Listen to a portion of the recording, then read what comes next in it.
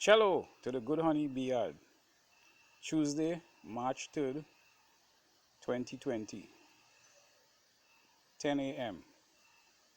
Yesterday I went out and looked for some throwaways, things that people might throw away. I went down by the junkyard, I went in the hardware, and I found a couple of things that I can use. I'm going to modify this solar extractor, the Solar Tech black box solar extractor, and this is what I found. And I put some sheeting on the inside, the aluminum sheeting, and I also adjusted the aluminum sheeting on the side that deflects the heat. And look at the skies today. Today is going to be partially sunny at 28 degrees Celsius. Humidity will be 65%. The UV index is moderate. The wind speed is 15 kph coming from the east. I trying to look at the sun. You could hardly see the sun out there.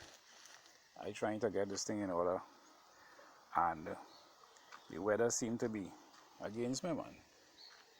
In any event, we'll put it together.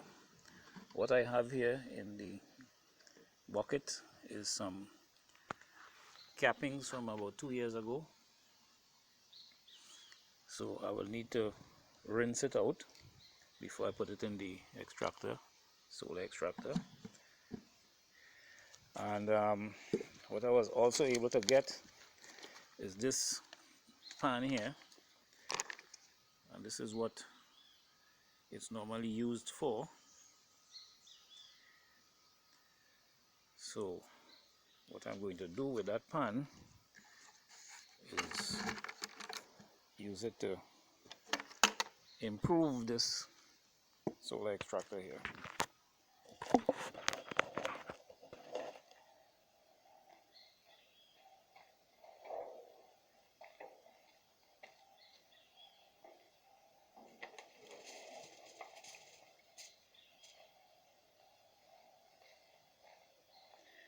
It's of a good size to fit down inside there. I put in about a 3/4 inch of water, and I did something a little different as well. Come closer to see. Oh, we have a bee trying to check me out here, man. I modify it. I bust a hole, and I'm going to be sticking in this rod right through there. Putting up 2 rods.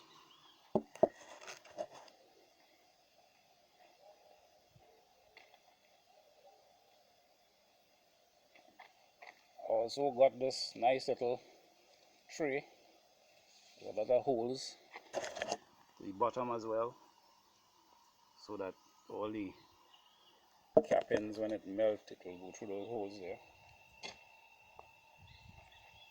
And I'm going to suspend it just above the tray.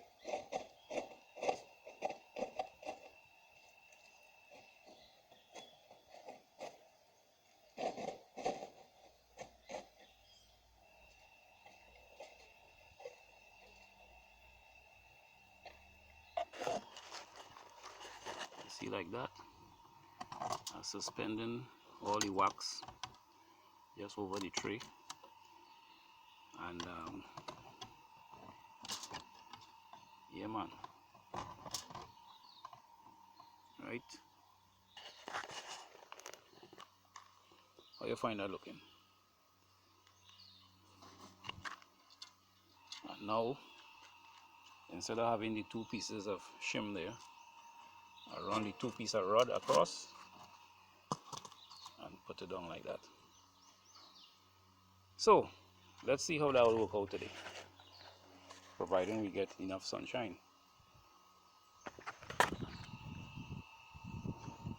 Alright, now with this method, if it rains, then it will all get filled with water.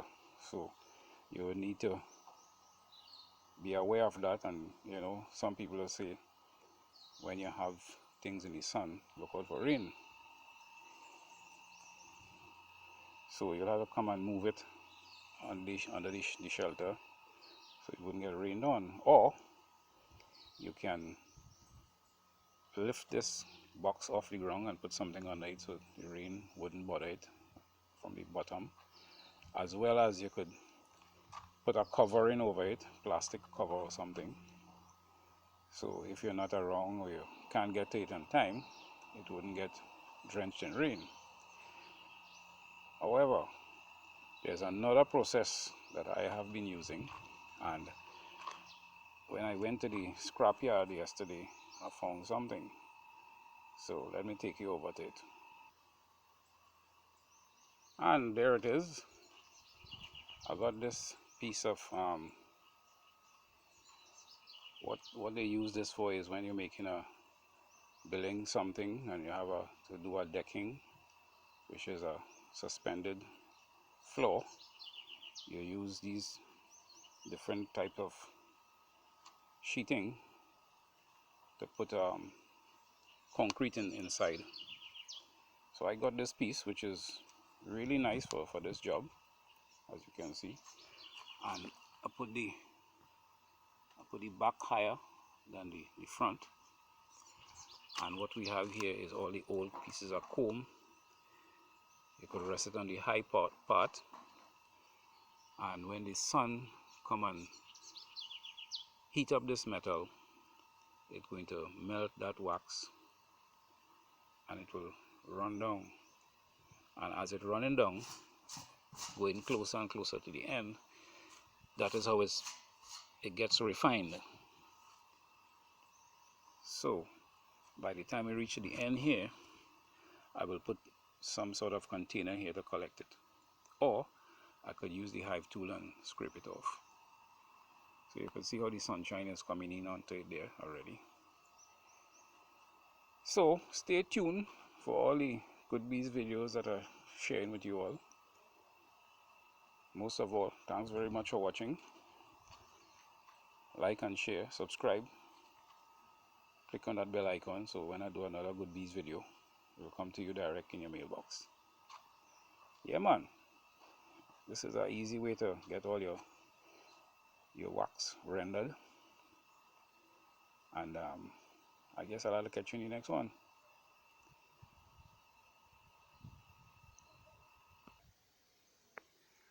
Okay, so before I go, let me just mention to you, this is the cashew nut here. And when you pick the cashew, as you would have seen in a previous video, you make juice with the fruit itself.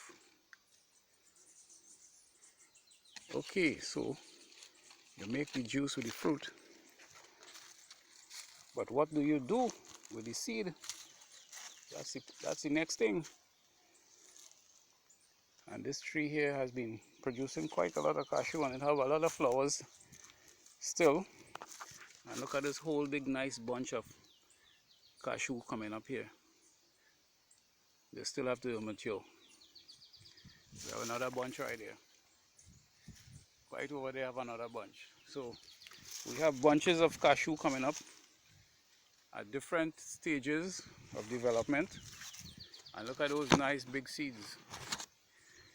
So the recipe is, what do you do with the cashew nut seed? Hold on, I'm going to show you. Okay, we are looking at the tanko bean, and this here is a tanko bean on the tree itself. The tanko bean, as you would have seen previously, I made the cashew juice, and I put the tanko bean seed to add as a flavoring in that juice. It's very, very nutritious, healthy, healthy thing. And we have tanko bean in different parts of the tree, different stages of development.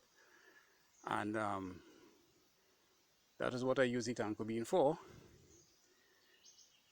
And we're getting back now to the cashew seed. So bear with me. Okay, so here we have the cashew nut. And what I do is I would open it up.